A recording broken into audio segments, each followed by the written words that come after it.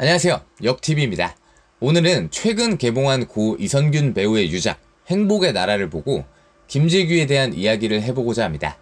우선 김재규가 12.6으로 박정희의 18년 집권을 끝낸 사실은 다 아실 겁니다. 자, 우선 두 가지 관점. 김재규가 그가 항변한 것처럼 정말 유신체제가 독재라고 생각했고, 당시 벌어진 부마 사태나 김영삼에 대한 탄압 등으로 유신체제가 한계에 왔다고 판단해서 자유민주주의 회복을 위해 거사를 실행했다. 아니면 김재규의 차지철에 대한 개인적 적대감과 그의 월권 행위, 그리고 그를 감싸고 도는 박정희에 대한 불만이 누적되었고 개인의 입지가 약해지자 그에 대한 반발로 일으킨 사건이다. 크게는 이 두 가지 상황으로 이 사건이 일어났다고 보통 보고 있습니다.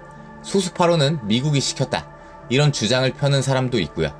자, 중요하게 봐야 하는 점은 우선 김재규 자신이 재판에서 증언하기로 그는 1972년 유신체제 자체가 독재이며 대한민국의 자유민주주의를 파괴한 악으로 규정하고 있다는 것입니다. 그는 재판에서 이렇게 말했습니다. 1972년 10월 유신 이전까지 대한민국은 건국 이념대로 자유민주주의를 해왔습니다. 그런데 10월 유신으로 이 나라에서는 자유민주주의가 말살되었습니다.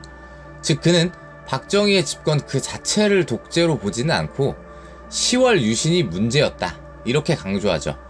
때문에 그는 증언에서 12.6 민주회복 국민혁명을 일으킨 이유는 오로지 국가 민족을 위하여 이 나라 자유민주주의를 회복하기 위해서였다 라고 말했습니다. 개인의 감정이나 차지철에 대한 분노는 일절 이 사건의 본질과 무관하다 이거죠. 자, 일단 김재규가 12.6을 일으키기 이전 상황을 보면 1975년 인도차이나가 공산화되었고 긴급조치 9호가 선포되었습니다. 여러분, 이 긴급조치 9호가 유신의 가장 유명한 조치로 유신헌법을 부정하거나 반대 왜곡하면 바로 잡히는 것은 물론이고 유신의 폐기나 청원을 주장해도 바로 잡아 가둘 수 있습니다. 형사소송법의 원칙이나 신체, 사상, 표현의 자유 이런 거 다 필요 없이 무조건 박살낼 수 있는 무적의 초헌법적 조치예요. 그러나 그렇게 찍어 눌러도 1977년에는 학생 시위가 다시 열렸고 78년에는 야당 신민당이 공화당보다 더 많은 득표를 했습니다. 그리고 김영삼을 그렇게 박살을 내놨는데도 79년에 김영삼이 신민당 당 총재에 올랐습니다. 당연히 김영삼은 노빠꾸의 사나이라 당선되자마자 유신체제를 철폐하겠다고 대놓고 공격했습니다. 자, 김영삼은 YH 사건이 터진 후 의원에서 제명당했는데 야당 의원은 전원희 의원 사퇴서를 제출했고 박정희 정권에 대해 초강경책으로 나섰죠. 김영삼의 정치적 본거지인 경남과 부산에서는 아예 반정권 봉기가 일어났고 이 시위는 격화되어 부산에서 마산으로 번졌고 정부는 부산에 무려 계엄령, 마산과 창원에 위수령을 선포했고 공수부대를 포함한 1만 명의 군대까지 투입했습니다. 이게 부마 사태입니다. 김재규는 이를 직접 내려가 파악했고 이것이 단순한 민중 봉기가 아니라고 결론을 내렸죠. 조갑재 씨의 인터뷰 자료에 의하면 손 아랫 동서가 부마 사태를 반란이라고 지칭하자 김재규는 화를 내며 민중 봉기라 부르라고 했다는 증언이 있습니다. 또한 김영삼이 물러난 신민당을 재편하는 과정에서 박정희와 차지철이 김영삼을 비롯한 강경파 의원들을 구속시킬 것을 말하자 김재규는 분명히 이에 대해 반대했다고 나옵니다. 그렇게 하면 사태가 더 커질 거라고 생각했겠죠. 자, 일단 김재규는 신민당이나 그로 인해 벌어진 부마 사태에 대해서 온건적으로 처리해야 한다고 주장한 것은 틀림없는 사실입니다. 그의 증언처럼 만약 박정희가 4.19와 같은 대규모 민간 봉기가 일어날 경우 대통령이 직접 발포 명령을 내리겠다라고 증언한 그 부분이 사실이 맞다면 그의 거사에 어느 정도 정당성을 불어넣어 주겠죠. 또한 미국의 카터 행정부는 박정희를 진짜 엄청나게 비난하고 압박했습니다. 카터는 아예 인권 외교라는 걸 앞장세웠고 박정희 정권의 인권 탄압을 대놓고 비판하고 정치범 같은 경우 카터 본인이 직접 박정희에게 석방을 요구하기도 했을 정도입니다. 어느 정도냐면 김영삼이 제명되자 1958년 이승만 정권의 이사보안법 파동 이후 최초로 주한 미대사 글라이스틴 대사를 소환했을 정도입니다. 김재규 본인도 재판에서 유신체제 때문에 현 시점 미국과의 관계는 역대 최악이다 라고 말하기도 했습니다. 자, 김재규가 박정희를 죽이는 그 상황적 배경에는 분명히 그를 영웅화하는 사람들이 주장하는 것처럼 어떠한 동기가 생길 이유는 있다고 볼 수 있어요. 그러나 저는 그가 저지른 이 엄청난 사건이 순수한 의도 혹은 그가 말하는 정의에 입각한 행동이 맞는가, 그를 현 시점에서 민주주의의 의사 혹은 영웅화를 하는 것이 진정 맞는 것인가 의문이 들 수밖에 없습니다. 먼저 그는 유신체제의 가장 강력한 장치인 유신정오회를 통해 국회의원이 되었습니다.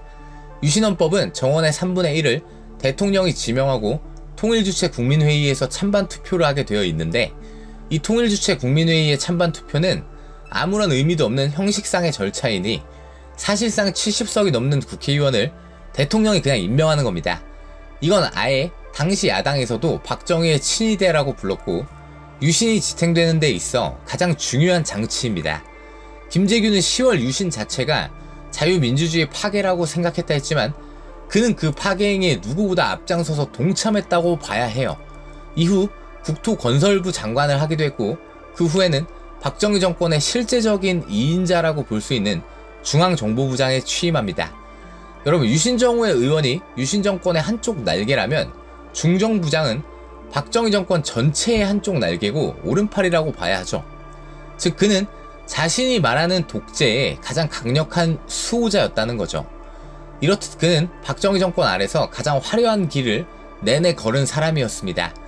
이전에는 육군 중장으로 보안사령관을 역임하기도 했고요. 그는 유신에 내내 안 좋은 생각을 가지고 있었다 했지만 그의 행보는 일단 말이 되질 않아요. 그리고 가장 결정적으로 12.6이 일어나기 바로 직전, 전 중앙정보부장 김영욱의 죽음이 있어요.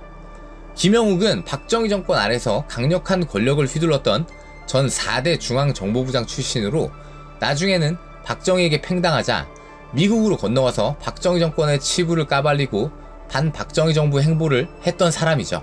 자, 그가 12.6 바로 직전 1979년 10월 7일 프랑스로 건너갔다가 실종된 후 공식적으로 죽은 것으로 되어 있습니다. 당연히 이 사람은 박정희 정권으로서는 가장 처치해야 할 1순위 반체제 인사죠. 김영욱이 파리로 가게 된 것은 중앙정보부 해외 담당 차장 윤일균이 돈을 내고 그의 회고록 원고를 받게 되어 있었는데 그는 파리에 도착하고 곧 실종되었습니다. 지금까지 나온 모든 자료를 봤을 때 김영욱의 죽음은 100% 중앙정보부가 관련되어 있다고 봐야 합니다. 2005년 5월 26일 노무현 정권 국가정보원 과거사건 진실규명을 통한 발전위원회는 당시 중앙정보부장이었던 김재규의 지시로 권총으로 암살당했다는 중간 조사 결과를 발표했습니다. 이것도 말이 많아서 양계장, 당모이설 등 말이 많지만 일단 중정과 김재규가 이를 주도했다는 것은 부정하는 사람이 없습니다. 김영욱이 실제 어디서 죽었는가, 어떤 방법으로 죽었는가, 여기에는 반론이 많지만 중정 요원이 그를 파리로 불러들였고 이후 접촉했다는 사실을 부정하는 사람은 없습니다. 즉 중정과 김재규는 박정희를 죽이는 거사 바로 직전까지만 해도 박정희 정권에 해가 되는 김영욱을 죽였다는 거죠. 이거 자체가 이상하지 않습니까?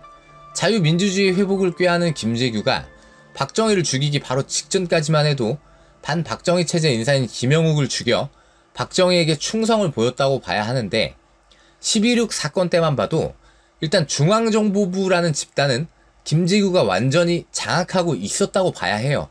즉 12.6 바로 직전까지도 김재규는 박정희를 위해 충성했다는 말입니다. 여러분들은 어떻게 생각하십니까? 김재규라는 사람의 속마음을 알 수 있는 방법은 어디에도 없습니다. 논점이 되는 것은 그가 정말 자유민주주의 회복이라는 대의를 위해 그런 짓을 했는가, 사적인 분노로 시작한 일에 그러한 대의를 끼워 맞추는가. 일단 저는 그런 대의를 정말 생각하고 있었다 해도 그를 민주주의의 영웅, 민주주의의 의사라고 부른다는 것은 말도 안 된다고 봅니다.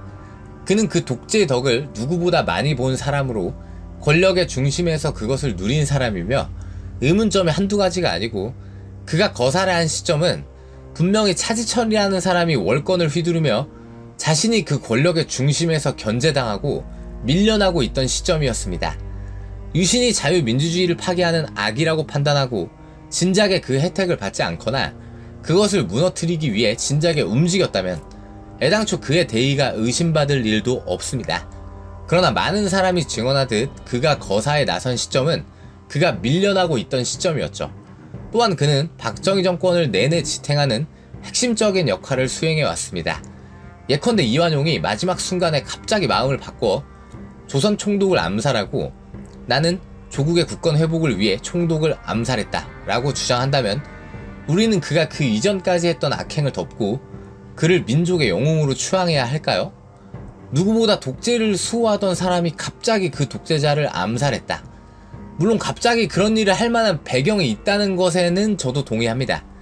하지만 최소한 그를 영웅화하는 것은 그의 행보로 볼 때 말이 안 된다고 생각합니다. 여러분들은 어떻게 생각하십니까? 다시 말씀드려서 김재규라는 인물의 속마음을 알 방법은 없습니다. 그러하기에 역사적 평가가 극과 극으로 갈라지고 있고 혹은 진영에 따라 생각하는 관점이 달라지는 사람이 바로 김재규죠.